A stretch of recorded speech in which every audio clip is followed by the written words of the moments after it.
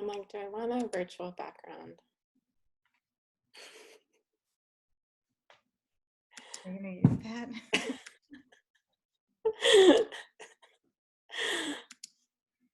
I don't even know how to change mine. Just leave it. I'm just messing with it. They had that on the news. It was funny.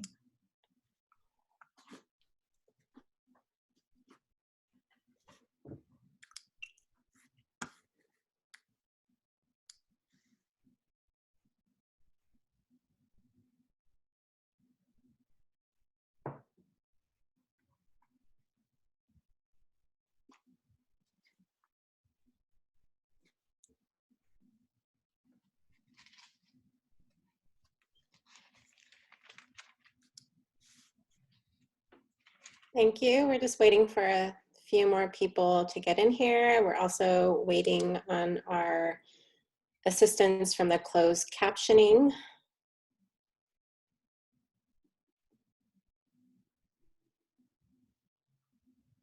So excited to see you guys coming online.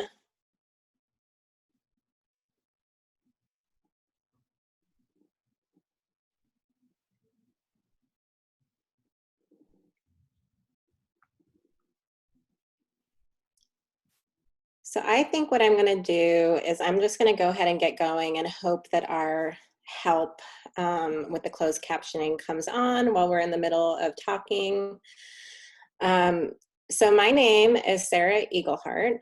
I am a Women's March National Board member, and I'm Ogallala Lakota, and my twin sister is here with me, Emma Eagleheart White, who's a psychotherapist. And what we're going to do in the beginning as people just come on is we're actually going to smudge. And then just to give you guys a little bit of some insight, we're actually not going to be watching too much of a chat. You know, feel free to chat and to ask questions. But what we're really hoping for with like this experience is that Indigenous teachings are very much experiential. A lot of times, like, you know, in order to learn a lesson or a value or a story, you go and you experience it with people on the reservation or to that community. And so that's very much like how you learn Indigenous worldview. And so as we're beginning with this webinar, part of what we wanted to do was really give you like that experience of how we would do a teaching. And so sometimes the chatting back and forth can get a little bit distracting, and we actually would really ask you all to just be really present to the presentation. And then if you have questions, we'll take some Q&As probably afterward and go on Twitter. So feel free to tweet us afterward as well. And we'll be sure to answer those questions. So we're gonna go through you know, having some time where I share a little bit of stories that have really grounded us in Lakota teachings and our upbringing. And then my sister is going to share some of her techniques from her psychotherapy background. And we are also being recorded, so all of you know we're recorded right now. And right now, to give you a little bit of framing from Women's March is that, you know, we know that, you know, we're all dealing with coronavirus. It's everywhere. We at Women's March, we understand that many women in our constituency are feeling overwhelmed, isolated, and unsure of where to turn for tools and support. And so we feel that too. And, you know, that's why we're here. And we also want to be able to come together to understand that this is, you know, not only the personal, but it's also the political implications to our communities of this moment, especially in this time of social distancing. And so webinars, we're offering many like this around the initiatives, and you know, we're going to talk a little bit more about how this is really affecting you know, our communities, and I am going to mention a little bit about how it's affecting Indian country as well. So with that, what I'm going to do is actually I'm going to smudge. If you've been following me on Instagram, you might see that I told people you could go ahead and smudge with us. It's totally fine. But I would also ask some of you that maybe don't know some of the protocols behind it, is to really understand like what smudging means. And so in our communities, you know, we grew up doing this. A lot of people will probably do their whole body to make sure that they are, you know, cleansing or purifying themselves. And so I'm just doing that for me. I'm also going to do it virtually for you. So all of you are also getting smudged. And you know, when we're doing the smudging, you know, we're really just thinking about like cleansing. We're really thinking about like how can we cleanse out, you know, any negative feelings, any like negative energies, and we're really just asking, you know, for the Great Spirit to help us, you know, as we're doing this work, and you know, really to help us during our time together. And with that being said, we're going to switch back and forth between our PowerPoints. We have a little bit of a PowerPoint that we pulled together for everybody. And so we're going to go ahead and start sharing that as we go back and forth.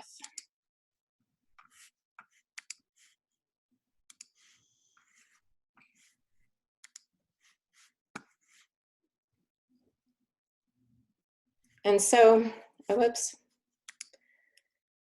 So we titled this webinar, The Heart of Everything That Is, because it's actually really speaking to the Black Hills, the Pahasapa in South Dakota, which is really the heart of the Lakota people. And so we really wanted to bring that connection to everything that we're doing. So you see some pictures of my sister and I as little girls. You know, the right photo is actually a photo of us during our naming ceremony.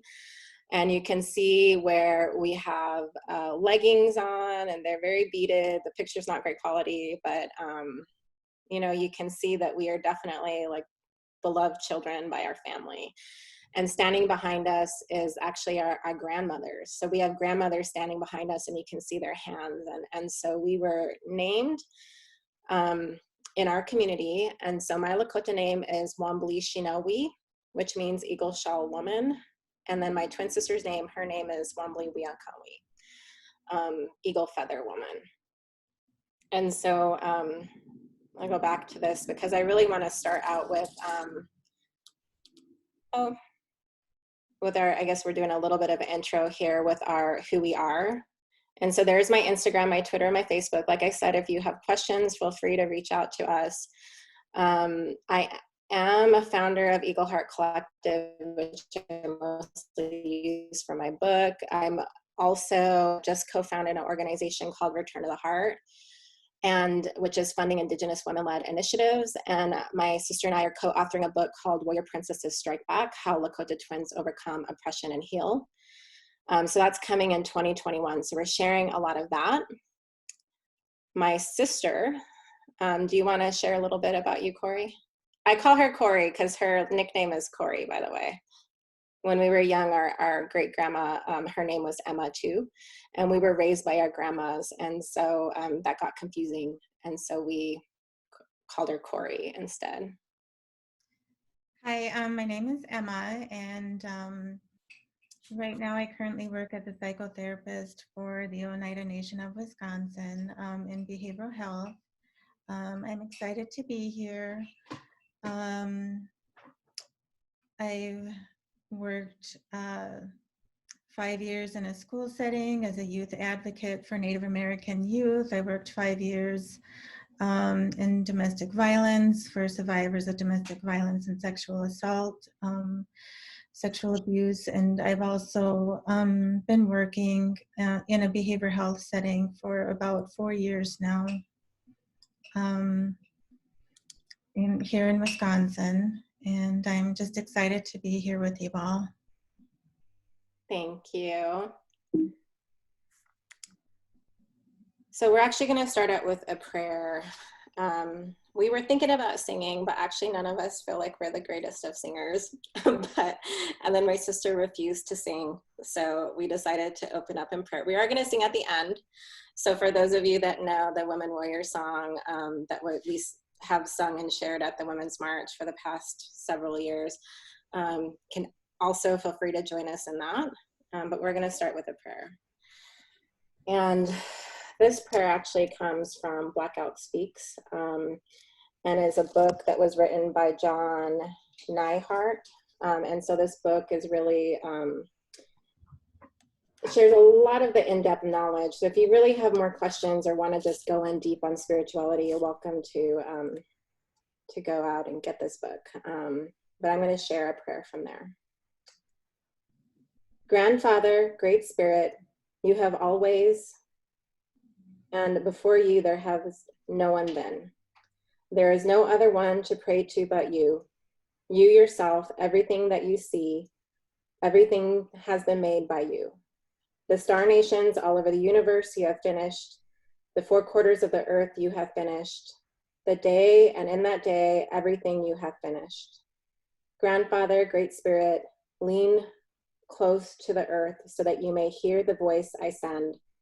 You towards where the sun goes down, behold me. Thunder beings, behold me. You where the white giant lives in power, behold me.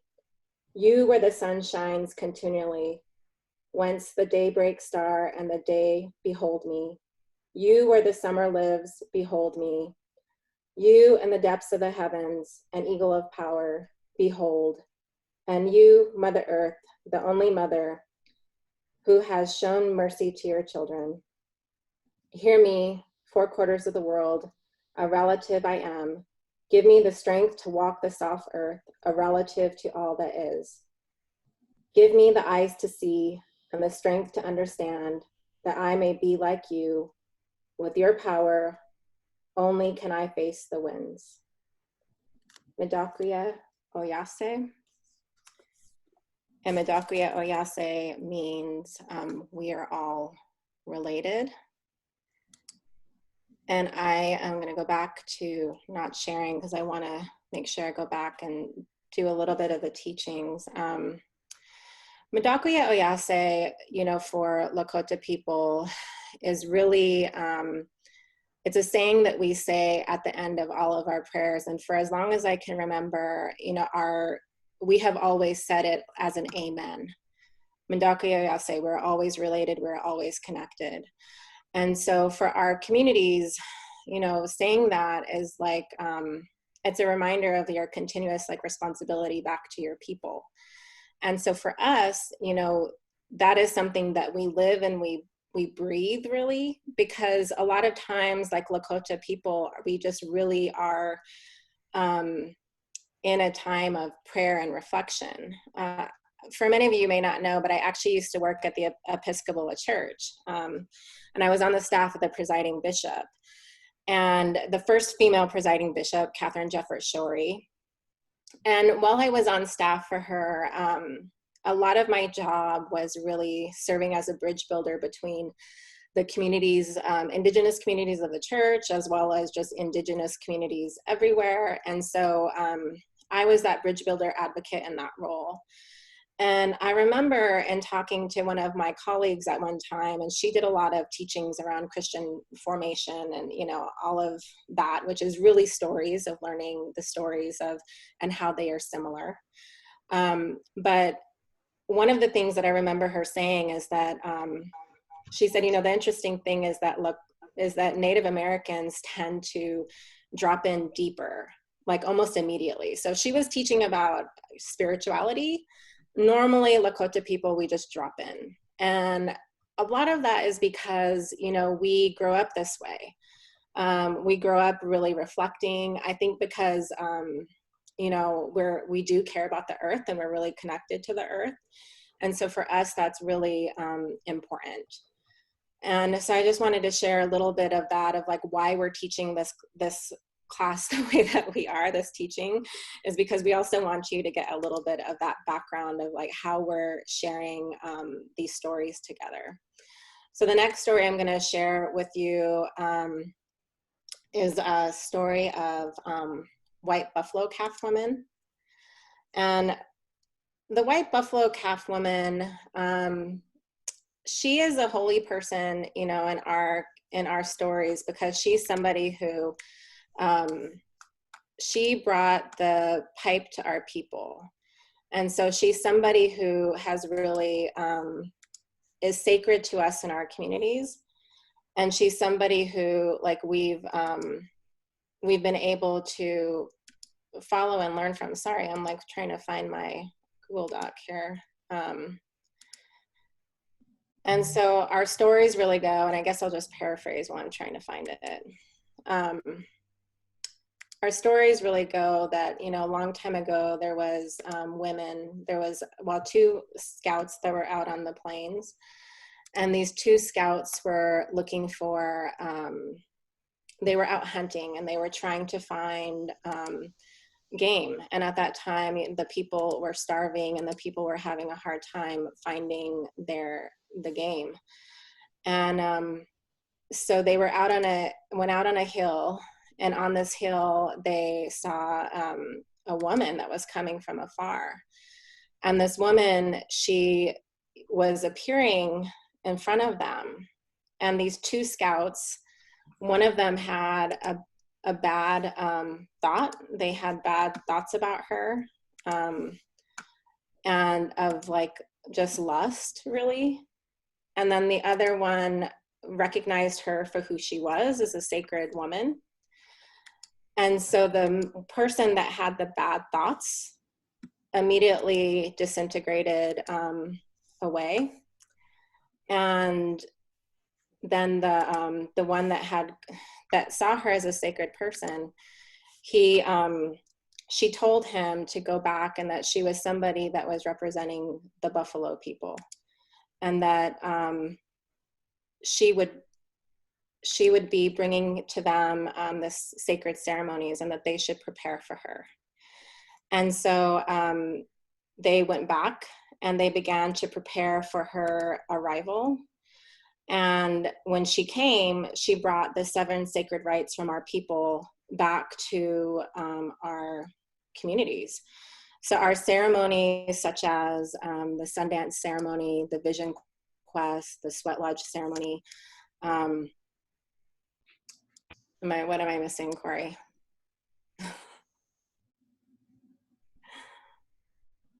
I can't remember the rest of them. Sorry, I'm still like, I need to find my stuff. But so she brought all of this back to our people. And so of course, you know, it was a woman that brought the ceremonies to our people. And so the White Buffalo Calf woman is somebody that we really remember, and because she is so close, a lot of our creation stories are actually related to our sacred sites. And so, you know, she talks of the stories that she shared were really from that we were Buffalo people, because our creation stories actually have that we emerged from Wind Cave. And so Wind Cave is a place in the Black Hills. And as we emerged as Buffalo people, that's how we came to be. And so when you remember Lakota people, you know, we used everything, every part of the buffalo. That was a part of our life. That was a part of our way. Nothing was wasted. And nothing was wasted whatsoever. We used every single part of that buffalo. And we also gave thanks to that buffalo for sacrificing its life to us. And so, you know, if you know true Indigenous history, you'll know that, you know, some of our history is that when the government wanted to take control of our land and our resources, you know, they really said, well, let us take the heart of the people. And so when they took the heart of the people, they took the buffalo. And because they knew that, you know, we would be so destroyed if that resource was taken from us. And then another, you know, when we go out and look at it, another angle is also that, you know, they took our children too.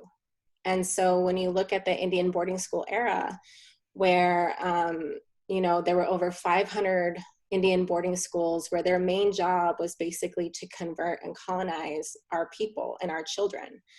And so when you look back at family separation, we had family separation back at the end of the 1800s to the mid 1900s, because churches were administering the schools along with the government. So they were being paid by the government to colonize our children. And so that generation would have been my mother's generation and my grandmother's generation.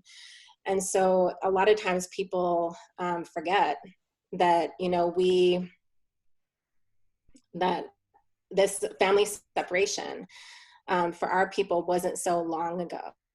And so when we're looking at something like COVID right now, we're actually very highly susceptible, our community, because our first language speakers, our elders, our knowledge, our wisdom keepers, they're over the age of 60.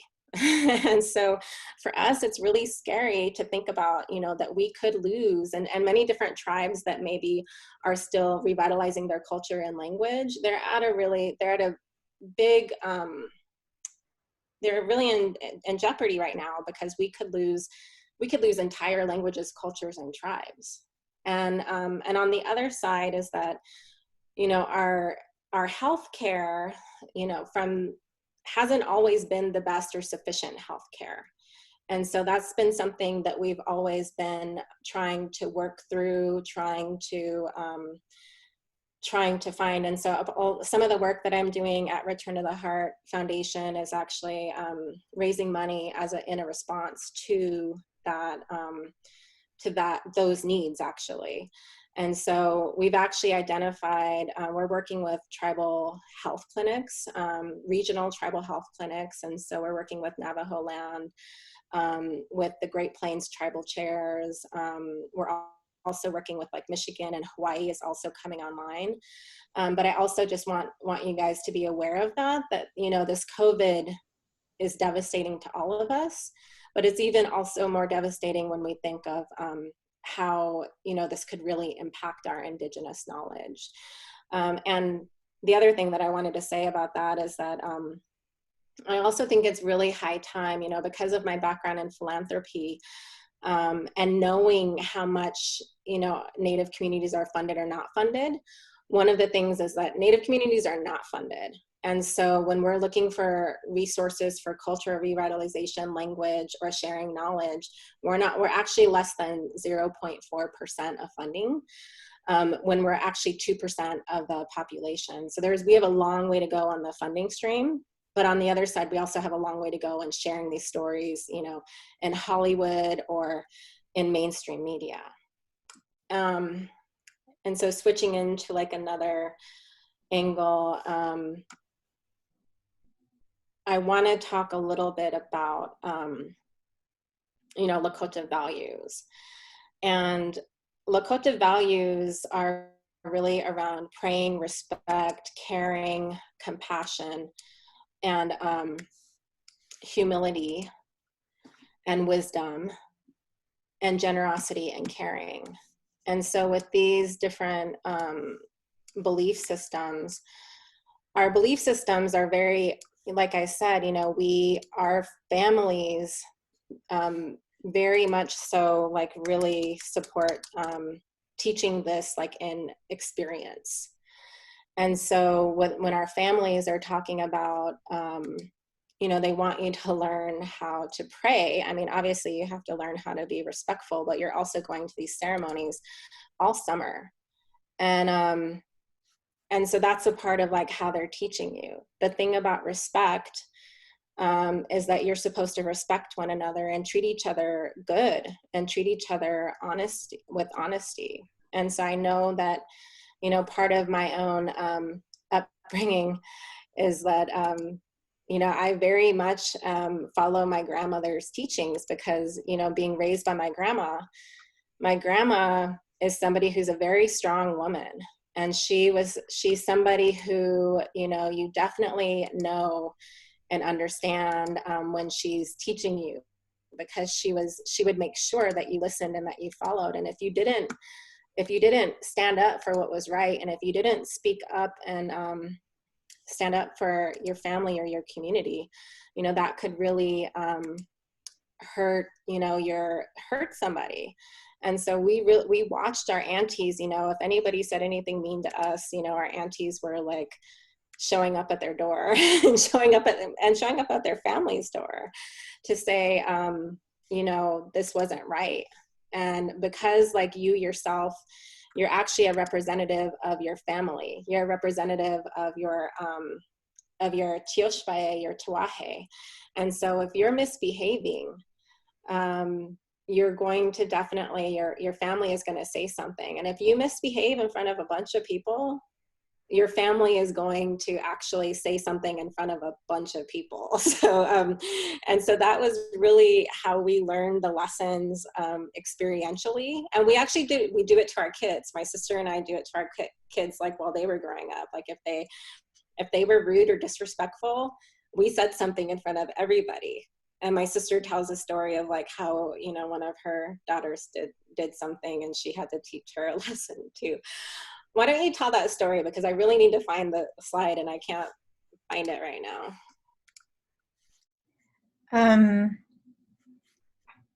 I think with a lot of Native people and Lakota families, we're extended families, and we go back 7 generations, and we look at it as we don't have like first, second, third cousins. We don't. I guess we didn't understand that sense of family because that's just the way that it is. But one of my daughters was older, and she was playing lacrosse, and she was going to practice, and I asked her to bring her lacrosse bag with her, and she didn't. She didn't listen. She didn't want to bring it with her. She left it behind on purpose. And I like got her lacrosse bag and I walked out onto the field. I said, "Here's your lacrosse bag." And she came to me right away and she was like, "Mom, you didn't have to do that." And I'm like, "Well, you need to know how to listen and respect because there's things you need in your bag." And she did say later that there was things that she needed in her bag. So I guess with Lakota families, I think one thing that we were really fortunate to have when we were growing up is that our family they supported us no matter what. And even when we had a mother who wasn't able to be a mother to us, our aunts and our uncles stepped in to those roles and did the best they could to be our, mother and our dad. And actually, that's the way that family is viewed for Lakota people, that the aunts and uncles are also your inas and ates, your mothers and your fathers. And I always say we were very fortunate to be raised by our grandmothers. Our great grandmother didn't speak English in the home. She didn't know how to speak English, and we heard the language all the time in the home, and we were able to have all those teachings and all those stories passed down. We had aunties who were there for us and helped us with whatever we needed.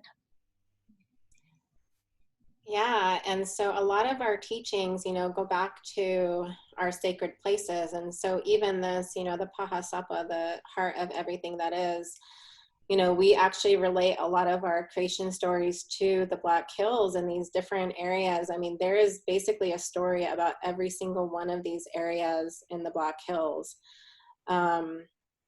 And, I could tell you lots of stories, but, we're not going to have time to do that today. But I just wanted you to understand that the Lakota spirituality is really related to not only, the animals, it's also related to the earth. And something that I really enjoyed, the project Crow the Legend that I was really fortunate to win an Emmy for last year. It's a virtual reality project. It's available on Oculus and any of the different headsets out there. There's also a 2D version that's online right now. You can find it on YouTube. It's about 25 minutes.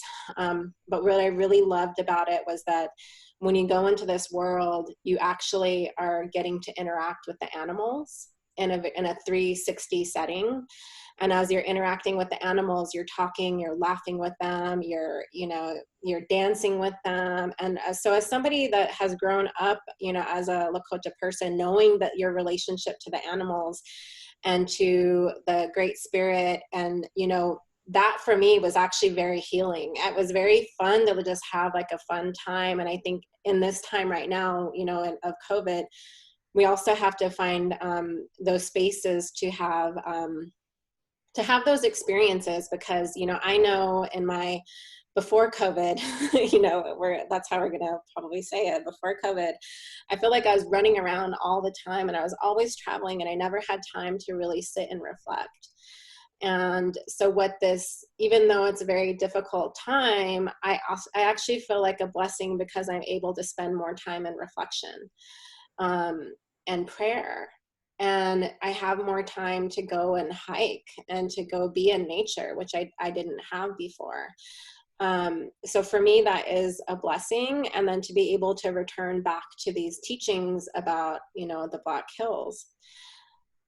And so, and even in star knowledge, our Lakota constellations, that correlated to these sacred stories in the Black Hills. So our stories about, everything had something, and this has Harney Peak on there, but actually we've, which the Wachinchila Shakaway, that actually means the Seven Sisters, but the peak is renamed to Blackout Peak. And so it's the highest place in the Black Hills. And so I wanted you just to understand that, these sites like Peshla, have artifacts of Native Americans, of our people, over 10,000 years ago. So we know that we've been here for a long time, and our creation story is telling us that we've emerged from Mother Earth. That is a part of our heritage, and it's a part of what we're very fortunate to have a relationship with. And so our spirituality is very tied into sacred sites, and that's why it's really important to safeguard them and keep them safe. So I just wanted to share that a little bit with you. And then again, to reiterate Lakota values of prayer, respect, caring and compassion, honesty and truth, generosity and caring, humility and wisdom. And so, like we said, we've lived this out with our kids. My sister was there when she had her baby, and I got to witness all of that with her daughters. I threw in a picture of my grandma that I thought was funny, because I think we also have to laugh too. A lot of Indigenous peoples, we laugh in hard times too. We've had a lot of hard times, but this is my grandma, Mary Rose. And our grandma took us in, when we were 7 years old, and our mom wasn't able to take care of us. And so she's somebody who, when we look at our community, we were really fortunate that we had access to protective factors. Now, only a few years ago was I able to work with some Indigenous scholars to come up with these protective factors for Native youth. But when I looked at my family, I actually was like, oh, I had all of this, just in my family, of the cultural connection and connectedness, family connectedness, community control, spirituality and ceremonies, extended kin bonds and networks, healthy foods, and, youth self-efficacy. We had all of this in our own little family. And it was really my grandma and my great grandma that were teaching, our Lakota values and our spirituality, that kept reinforcing it over and over for us. And so, a lot of times people want to learn these values, but actually a lot of times you have to be in community in order to learn these values. So you can't just take something, and that's why a lot of Indigenous peoples get mad with appropriation, because somebody will take an idea and just be like, oh, this was my idea, when actually there's a long history to these stories and the spirituality. So I just want to give that disclaimer out there too, that there's a lot that goes into to being a part and knowing these spirituality and ceremonies. And that's our mom, and that's me and my sister. I think part of why I wanted to name this too is, we've also had a lot of trauma in our life. And so the reason why, we were raised by our grandmothers was actually because our mother had a car accident when we were 7 years old, where she lost her memory. And from this car accident, she woke up basically a teenager. And so she had very short-term memory.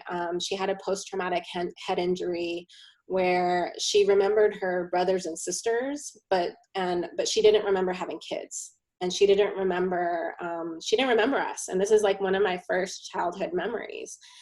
And so in our mid-20s is when my sister decided to become a psychotherapist. And we began to learn about what we were actually facing, what we were actually dealing with. And then we started, so we've actually been dealing with our own, trauma since our mid-20s, and a lot of it is because my sister decided to go to school. And so I've been really fortunate to have her in my life too, because she's definitely helped me to deal with all of my trauma. And for a lot of Indigenous peoples, and I think even like what we're seeing out here now, a lot of people of color, we have a lot of trauma. And so, this time of COVID is probably bringing up a lot of that trauma. And so it's something that we really have to deal with. We were also, because I think we had access to a lot of teachings at a young age, we protested. And so this is actually a photo of a ceremony called the Warrior Princess ceremony, homecoming ceremony at our high school, which was a mostly white high school. And, chose a woman to give to the big chief. And the woman was chosen by, they looked in her ears and her mouth and like mentally weighed her. And so you see us over here, our young selves, simply respect Lakota culture. Is respect too much to ask? That tells you respect is really big to us, because respect is 2 times in that word, in our sign there. But that was the beginning of our protesting and the beginning of us standing up. And we had no idea what we were getting ourselves into, by the way. It took 4 years for them to stop that homecoming ceremony. Because obviously there were a lot of things wrong with it. I mean, the medicine man was picking a woman. Come on, that never happens. It's really offensive and horrible. And then they're giving a woman to a man. And so it's very sexist. It was racist. It was spiritually degrading. I mean, we had to do something. Of course, this is still happening today. You see it with the R word, NFL team. And so hopefully things like that will change, because I think it will help people to understand our community better too. And so now I'm handing it over to Emma. So I think I was in high school when I decided I wanted to be a counselor. I really didn't know how I was going to go about it, but I knew that it was something that I needed to do. And I think the reason why was just because I felt, well, we were fortunate to be involved in the Center of Substance Abuse Prevention program. And in that program, we had counselors and we had mentors. We also became peer mentors during high school, and our counselors really helped us to get through a lot. They taught us a lot about even meditation. They taught us a lot of skills, and I always felt like I would want to be there for other children too, that other youth that were struggling in the same way I was. And so we went through all of, the protesting and everything. And that was actually traumatic in and of itself. And I was actually sexually assaulted the first year of the protest. I was 17, and it was by an acquaintance. And I didn't tell anyone for 2 years before I even told my sister, actually. And in that time, it's and in where we lived, there really weren't any resources, and the fear of retaliation is very real. But I had decided to I guess just kind of move on with my life and pretend like it didn't happen. And it just led to a lot of other things. But in going to school, going through counseling, I was able to work on a lot of things to help heal myself. And what really helped me get through a lot of that was the spirituality piece. And one of the programs that helped me too was, I guess, even move into a deeper sense of healing was White Bison Mending Broken Hearts program. And this program was created by Don Coyes in Colorado Springs, Colorado. And I always try to pay attention to little signs. And this was one of those that was like a sign. And I was actually approached 3 different times about helping bring the program to the Oneida Reservation. But by the 3rd time, I was like, oh, duh, you're supposed to help with this. And it wasn't anything, you know, really that I did, just helped to coordinate an area and all that. But I remember the first day that I was going to the program, the whole title is Mending Broken Hearts, Healing from Unresolved Grief and Intergenerational Trauma. And I thought to myself, you know, what do I have to grieve for? And it kind of bothered me, but I was like, oh, it'll come to me. And so we get to the day of the program, and I am on my way there. Of course, it's really hard to get myself there. I'm running late. I come in the door, and as soon as, like, the room is set up talking circle style, so everybody was smudging. And as soon as I sat down in my chair, I knew what it was that I had to work on. And it really surprised me. It surprised me because I realized that I had never grieved for having lost our mother. And the way that the awareness came to me was that it was that I had to grieve for her loss of spirit. And so that was really big for me. I was like, wow, yes, I never did grieve that we had actually lost her. So I went through that whole process. It was actually a facilitator training. Marlon Farley was there as a facilitator, and he was so good. I allowed myself to go through the process, which that is like half the battle, is being like, okay, I'm going to do this. I'm going to be present. I'm going to allow myself to work on this and move through it. And I remember the last day,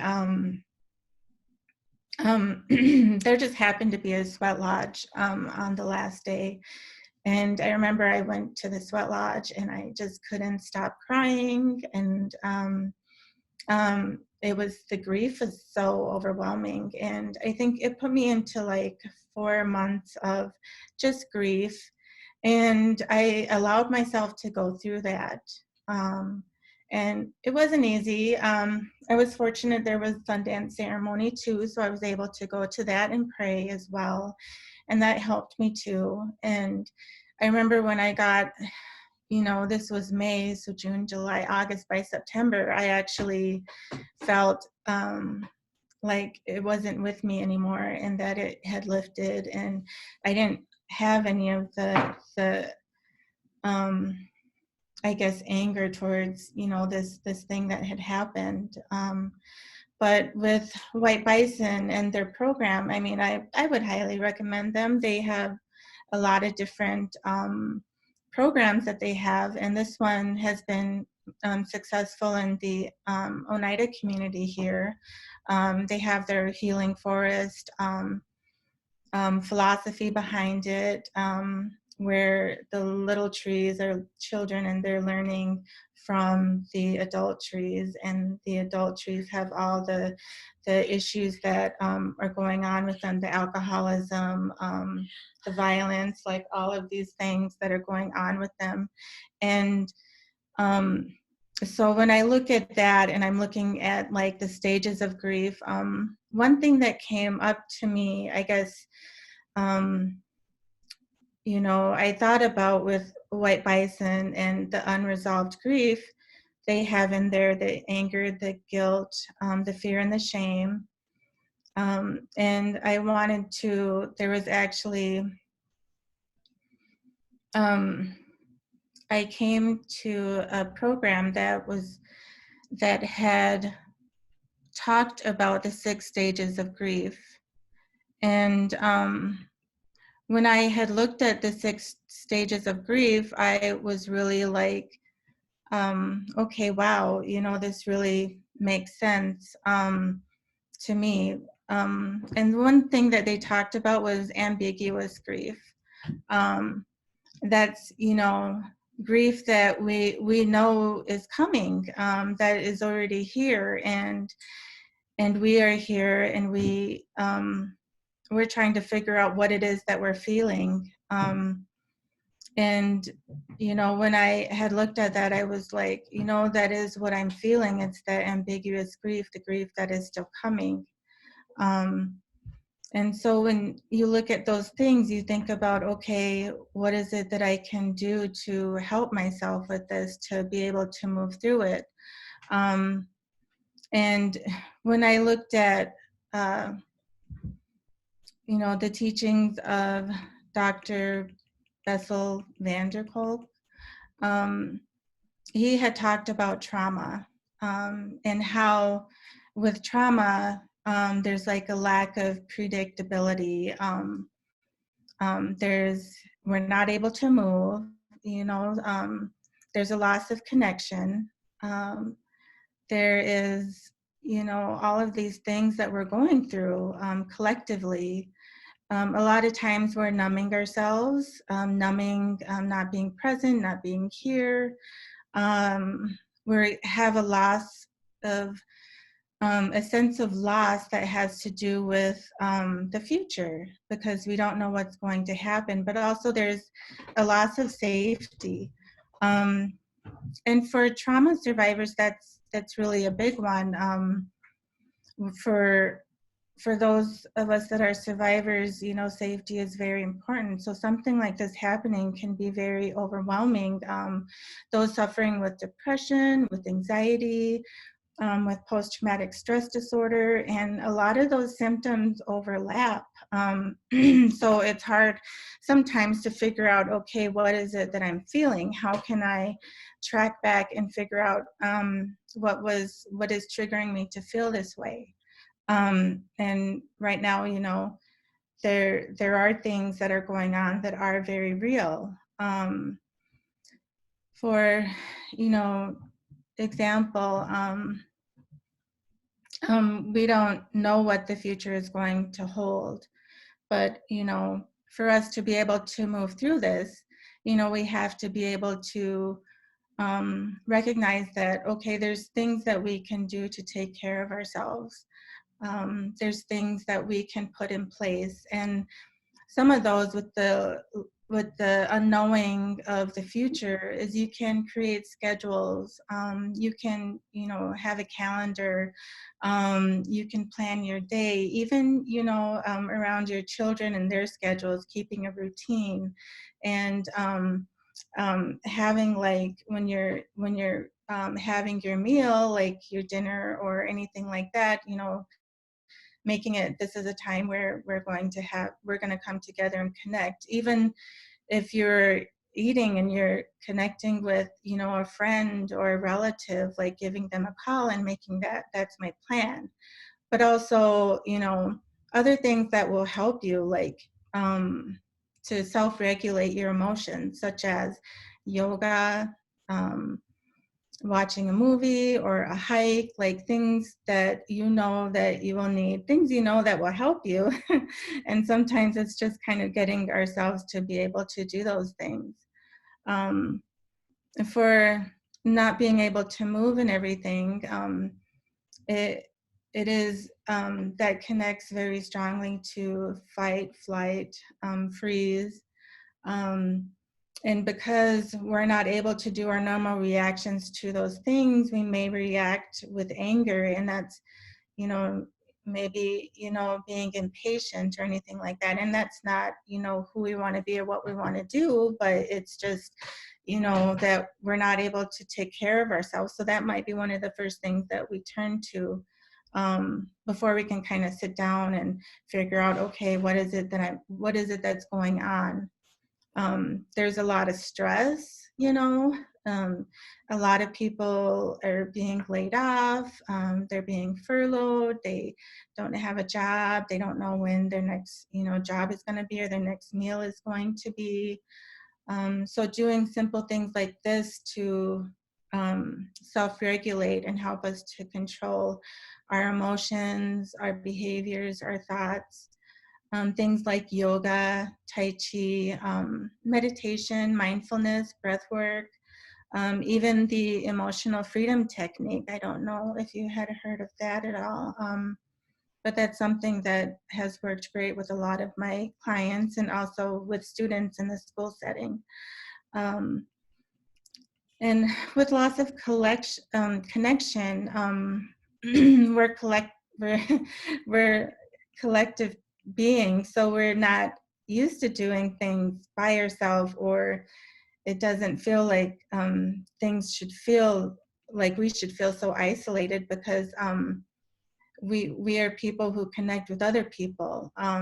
So trying to get that rhythm back into place, trying to make those connections so we can feel more connected to ourselves, even more connected to our spirit. And numbing yourself a lot of times, sometimes, you might, and you might call it like disassociation. And, I think a lot of survivors disassociate, but we, may or may not notice that's what we're doing. But, you could get these triggers all day long of little things that are your triggers, and being able to identify those triggers, being aware of them, and working through them. For myself, I struggle with triggers, I would say all throughout the day, there's different triggers, different reminders of different things. And I am just kind of like aware of like, okay, that was a trigger, and I'm aware that this is my trigger, and okay, I'm gonna allow myself to feel this for a little bit, but I'm not gonna allow myself to stay there. I'm gonna do something so I can move forward. And actually what has helped me a lot with everything going on is really, I've been smudging like twice a day, and I'll smudge my house twice a day. And I'll pray and do those things so I can just try to be present, not only for myself, but for my children and for my family. And then, with a lot, with feeling traumatized and having that sense of loss and not knowing of the future, for trauma, it feels like time stops and that it will last forever. But trying to like normalize what is going on, that this isn't going to be forever. It feels like it right now, but it isn't going to be forever. It's going to end at some point, and we're going to get through it. It won't be easy, but we will be able to get through it. And also looking at safety. Safety is a big thing, for survivors of trauma. Hypervigilance, everything just gets heightened, and even with everything going on, the fear and the anxiety, it's that sense of loss of safety in that way. So I guess being able to acknowledge that, okay, yes, we are not safe, that this is a real thing that's happening here. And what can I do to help me to feel safe? What is it that will help me? For myself, smudging and praying really helps me, and it really works for me, but something else might work for you. Whatever routine it is for you that helps you to feel safe. Some things that I talk to my clients about is, I say, you know, do the things that help you. So like smudging, going outside and offering your tobacco, praying. And I tell them there's no right or wrong way to pray. There really isn't. For Lakota people and the way that we were raised that we didn't have to choose one religion over the other, that it was okay to believe in both, that both were good. So, you know, for Lakota people, I feel we're very open-minded in that way. And I'll tell them, okay, you know what helps you, go back to those things that help you. Self-care, you know, taking care of your mental, emotional, physical, and spiritual health would be amazing. And learning how to identify and process your feelings of sadness, grief, and anger is amazing. One of the things that I have worked with my clients a lot because of like the negative self-talk that is often in our head, the triggers is a mantra. So one of the mantras that I use is actually Ho'oponopono, and it's the Hawaiian forgiveness technique. And the word actually means to make right. And I say this for myself, I say it as a prayer even, because, you know, with trauma, a lot of times your mind can get like stuck in a loop where you're thinking of the same thing over and over, and it's really hard to stop. So all I do is I pray, and the four most powerful words in the English language, and these are the ones that they use, is I'm sorry, please forgive me, I love you, thank you. And I'll say that over and over to help me to stop. But you might have your own mantras and your own things that work for you as well. Thank you. And we are getting ready to wrap up with just a couple minutes left. So thank you to my twin sister. She's twin B, I'm twin A. I'm a more of an ambivert, and she's like definitely like more of an introvert. But we sort of heal in our own different ways. I think I kind of heal through advocacy and through storytelling. But there's a lot of healing and storytelling in what she does as well. And so I just think it's really incredible, because I've learned so much from my sister throughout my life, and when I've had my own experiences of trauma, it was my sister that helped to guide me into certain places. And, I am an A-type person. So sometimes that she would be like, oh, you might be codependent. And I was like, you don't know. And then I would like go and like find the book on codependency and find like a codependency counselor and like handle it. And I remember one time I asked her, I said, well, how long is this healing going to take? And it was like I was like in my mid-20s, and she was like, what, you want a timeline for this? And I was like, yeah, I want a timeline. And she was like, she laughed at me, because obviously there's no timeline for healing. We all have a lot of trauma, and like you just continue to peel back the onion layers of like whatever it is. So we do our best, and we try to help our family and other communities. And so that's why we really decided to write a book, Warrior Princesses Strike Back. A lot of the title came because it was Warrior Princesses, and our principal told us that the reason why we were protesting was because we were just mad we can't be warrior princesses. And so that's why we decided to name the book that. But, that book is going to have a lot of the self-help techniques and stories from an Indigenous lens. And so from the Women's March team, in closing, Women's March is really thinking about our role and what we have to offer, and we'll be launching a range of initiatives to address the changing needs of this moment over the next few months. We'll be working on 3 different activities: harnessing the power of the everyday woman to hold powerful corporations and government accountable in this crisis, and to demand a bottom-up bailout as we go in all for us. We're also conducting a woman-to-woman census, an inventory of our people skills, interests, experiences, which we would love for you to contribute to. We're also launching a massive sewing circle, I didn't know that, to make masks for the frontline workers, and more information will drop this week.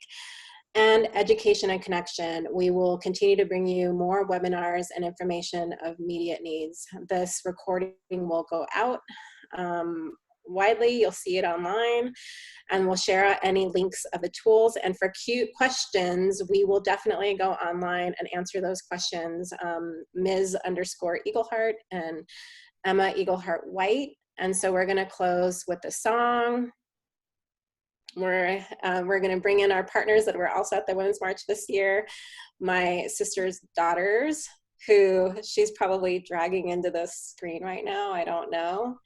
But this song came from Canada, and it was really around the missing murdered Indigenous women's epidemic. And the missing murdered Indigenous women, you know, that's something that we've brought up as an issue area to Women's March every year because we think it's so important. And we also just want to make sure that we're remembering those that have died and are not even known, that we don't know where they are right now, and that there has never been an accounting of who's been missing. But the last count that I heard was that over 1,000 women were missing due to missing murdered Indigenous women violence. Are we ready? Yes. Elise and Jocelyn are joining, which is nice. Okay, so we're gonna go ahead and begin, and feel free to sing with us. We won't be able to hear you. We'll be trying to harmonize as best we can, but it's pretty easy, so feel free to jump in. I guess I'm the lead singer. Nobody wants to be lead singer, but here I am. Hey, hey, hey, Yaki-yo. Yaki-yo, hey, hey, Yaki-yo. Yaki-yo, hey, hey, Yaki-yo. Hey, hey, hey, Yaki-yo. Yaki-yo, hey, hey, Yaki-yo. Yaki-yo, hey, hey, Yaki-yo. 2 more times. Hey, hey, hey, Yaki-yo. Yaki-yo, hey, hey, Yaki-yo. Yaki-yo, hey, hey, Yaki-yo. Hey, hey, hey, Yaki-yo, Yaki-yo, hey, hey, Yaki-yo. Yaki-yo, hey, hey, Yaki-yo. Woo! Thank you for making me the lead singer, you guys. It's not like I don't have like traumatic memories coming back for choir, like when I totally choked at the all-state choir competition. But thank you all for joining us. And I really appreciate your time. And please, you know, follow us on social media to learn more about our initiatives. And thank you so much. We'll be praying for all of you and, you know, all of our world and our community, and especially for, you know, our Indigenous peoples and our frontline workers who are definitely keeping it and holding it down for us. And thank you so much. Wopila, deep gratitude. And Madakoya Oyase, you know, we're all related, we're all connected, and thank you for being with us. Bye. Bye. Bye.